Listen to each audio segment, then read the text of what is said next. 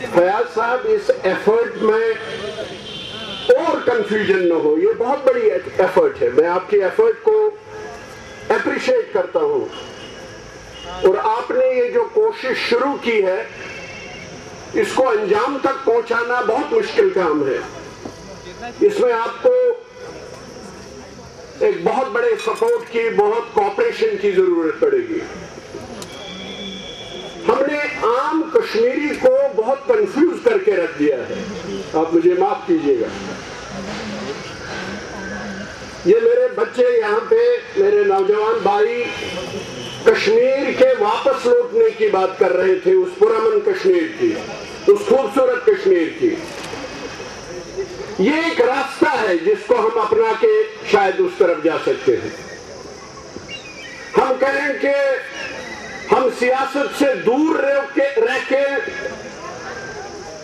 کشمیر کو خوبصورت بنا سکتے ہیں، یہ ایک آئیڈیلزم ہو سکتا ہے، مگر یہ پریکٹیکل بات نہیں ہوگی. ہماری اقتصادیات سفر کر رہی ہے. اندازہ کیجئے، اکنامک ہب کشمیر، پورے سینٹرل ایشیا کا اکنامک ہب کشمیر، ریاست جموں کشمیر. میں سیاست کی بات نہیں کروں گا، اقتصادیات کی بات کروں گا. اب جیسے شیخ عبد الرحمان صاحب نے کہا کہ دنیا کتنی چھوٹی ہوگی، 25 ممالک، نہ ویزا، نہ پاسپورٹ، نہ پرمیشن، نہ کرنسی، پھر بھی ٹریڈ چلتا ہے. اس کو کہتے ہیں آج کل جو یہ دنیا ہے یہ اکنامک ڈریون دنیا ہے، اور اس میں ہم بہت پیچھے رہ گئے. 60 سال پہلے ہم بہت آگے تھے. اسلام آباد کی بات کیجئے، ہمارے گبے، ہمارے نمدے، ہماری ووڈ کارونگ اللہ نے جو دیے تھے، ہمارے چشمے. ملک ناگ ڈرمیٹالوجسٹ سے بات کرتے تھے، وہ کہتا تھا تو شو ملک ناگ تھے تجی کرسران سے کیا چیز کے بھی ٹریٹمنٹ ضرورت. کوکر ناگ. مگر آہستہ آہستہ یہ دولت ہم سے چھن رہی ہے. فیاض صاحب، اللہ نے، اندازہ کیجئے، اتنا پانی کا ریسورسز، اگر ہمارا ریاست جموں کشمیر کا پانی جو اللہ نے ہمیں دیا تھا ہمارے کنٹرول میں ہوتا، ہم نہ صرف ریاست جموں کشمیر میں 24 گھنٹے بجلی رکھ سکتے تھے، اور بجلی کا انڈسٹریلائزیشن اور آگے جانا کتنا قریبی تعلق ہے یہ آپ اندازہ کیجئے. اگر وہ پانی ہمارے پاس ہوتا، ریاست جموں کشمیر نہ صرف 24 گھنٹے بجلی میں سیلف سفیشینٹ ہوتی، اور کتنی ترقی کر سکتے ہیں اگر 24 گھنٹے بجلی ہوگی، اس کا آپ اندازہ کر لیجئے. بلکہ ہم باقی ریاستوں کو بجلی دے کے اپنا ریونیو کما سکتے تھے. اس میں سیاست کی کوئی بات نہیں. ایک ہمدرد نے ہمارا پانی لیا، دوسرے ہمدرد نے ہمارا پانی استعمال کیا، اور ریاست جموں کشمیر کے لوگ اس بے پناہ سرمایہ سے محروم کیے گئے. کیوں؟ جب تک ان مسئلوں کا حل نہیں نکالیں گے ہم آگے نہیں جا سکتے. ہم مسئلوں کو کارپیٹ کے نیچے دبائیں اور کہیں کہ یہ مسئلہ ختم ہو گیا، وہ زیادہ دیر چلے گا نہیں. ہم نہیں کہتے ہیں کہ وہ انٹرنیشنل ٹریٹی ہے فیاض صاحب، ہم نہیں کہتے ہیں کہ اس کو سکریپ کرو، مگر ہم دونوں ہمدردوں سے کہتے ہیں کہ ریاست جموں کشمیر کو جو نقصان ہو رہا ہے اس کی تو بھرپائی کرو. آپ تو دونوں ہمارے ہمدرد ہیں، دلی بھی پاکستان بھی. دلی نے پانی دیا، پاکستان نے پانی لیا، ریاست جموں کشمیر کے لوگ آج بھی اب سردی آئے گی، چلے کہاں آنے والا ہے، بجلی نہیں ہمارے پاس، پانی کی محتاج ہے. کیا کیجئے گا؟ ان پہ سوچنا پڑے گا، اور سیاست سے دور رہ کے سوچنا پڑے گا. ایز نیشنل کانفرنس میں سوچوں گا اس کا حل نہیں ہے، پی ڈی پی سوچے گی اس کا حل نہیں ہے. National conference, P D P, Congress, B J P, B S P اور تمام سیپریٹسٹ آرگنائزیشنز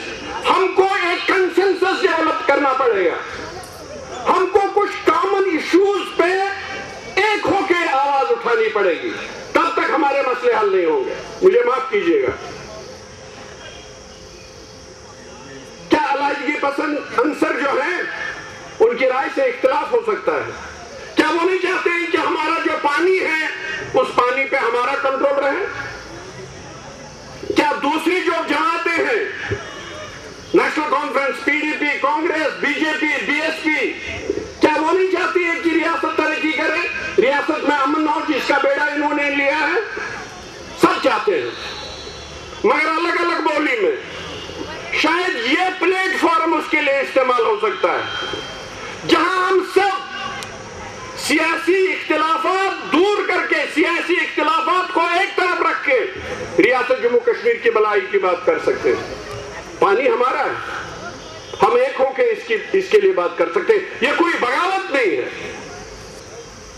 ہم دونوں، پاکستان، گورنمنٹ آف انڈیا، دونوں سے بات کر سکتے ہیں. ایک ہو کے اگر بات کریں گے ہماری آواز میں طاقت بڑھے گی.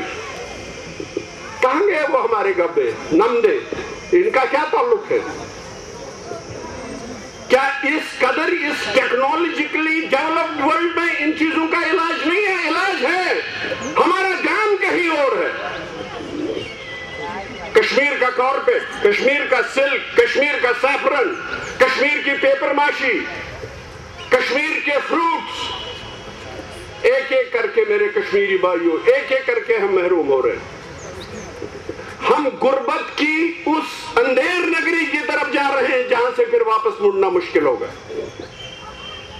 اسی لیے میں کہہ رہا ہوں سیاست میں اختلافات ہو سکتے ہیں، الگ الگ پلیٹ فارم ہو سکتے ہیں، مگر شاید فیاض صاحب اگر آپ اس پلیٹ فارم کو ان چیزوں کے لیے استعمال کریں، ہز ایکسلنسی گورنر صاحب ہوتے، میں ان سے بھی یہی گزارش کرتا. اس میں کوئی بغاوت کی بات نہیں. کشمیر میں امن ہوگا جب ہم ترقی کریں گے. ترقی تب کریں گے جب پانی پہ ہمارا کنٹرول ہوگا جو اللہ نے ہم کو پانی دیا تھا. اس کے لیے کوئی علاج کرنا پڑے گا. آنکھیں بند کر کے یہ مسئلے حل نہیں ہوں گے، دیکھنا پڑے گا. اور شاید ان امپلائمنٹ کی جو پرابلم ہے، جو بیکاری اور بے روزگاری کا مسئلہ ہے، جو ناامید اور مایوس ہمارے نوجوان پڑھے لکھے اور جو نہیں پڑھے لکھے ہیں وہ بھی گھروں میں بیٹھے ہیں، شاید ان کا علاج ہمارے پاس ہے. اگر جو اللہ نے ہم کو دیے تھے ریسورسز، اگر ہم ان کا فائدہ اٹھا سکیں. ٹیکنالوجی اتنی ڈیولپ ہو گئی، اتنی ترقی ہوئی، مارکیٹس ڈھونڈنے پڑیں گے. پہلے مجھے خدا کے لیے بتا دیجئے، شیخ عبد الرحمان صاحب نے کہا دنیا ایک ہو گئی، بالکل ایک ہو گئی. 47 سے پہلے ہم دنیا سے جڑے ہوئے تھے. 47 کے بعد ایک راستہ جو ہم کو دنیا سے جوڑتا ہے وہ سری نگر جموں کا راستہ، اسلام آباد جموں کا راستہ. باقی سب راستے ہمارے لیے بند ہیں. یہ تو کوئی سیاست نہیں ہے. سری نگر مظفر آباد road, Jammu Sialkot road, Kargil Skardu road, کیا ہم نے سیاست کی بنیادوں پہ ہمارے راستے کیوں بند کر دیے گئے جو ٹریڈ اور بزنس کے لیے استعمال ہو سکتے تھے؟ سیاست کو چھوڑ دیجئے، اس پہ نظر رکھی جا سکتی ہے. مگر 47 کے بعد جو کشمیر دنیا کے ساتھ ملا ہوا تھا وہ سب راستے بند ہو گئے اور صرف ہمارے پاس ایک راستہ ہوا رہا، اسلام آباد جموں راستہ. ہم کیسے ترقی کر سکتے ہیں؟ تو ان پہ مل بیٹھ کے ایک آواز میں ہم آواز بلند کر سکتے ہیں اور اس آواز میں طاقت ہوگی. ہم جب یہ کہیں گے کہ وہ تمام راستے کھول دیجئے ٹریڈ اور بزنس کے لیے تاکہ ہم بھی آگے بڑھ سکیں. اس میں تو کوئی سیاست کی بات نہیں، یہ تو کیا جا سکتا ہے. یہ تو کلچرل اکیڈمی کے لوگ ہمارے ساتھ دے سکتے ہیں. یہ تو یہاں کے اسلام آباد کے انٹلیکچوئل جرنلسٹ، اس میں تو ہم ایک ہو سکتے ہیں. اس میں کوئی بغاوت کی بات نہیں. ہمارے راستے بند پڑے ہیں، ہم کیسے اقتصادی طور پہ آگے جا سکتے ہیں؟ ایک سری نگر جموں روڈ، وہ بھی 4 مہینے 5 مہینے بند. سری نگر مظفر آباد روڈ کھول دی گئی مگر بدقسمتی سے وہ بھی سیاست کی شکار ہو گئی.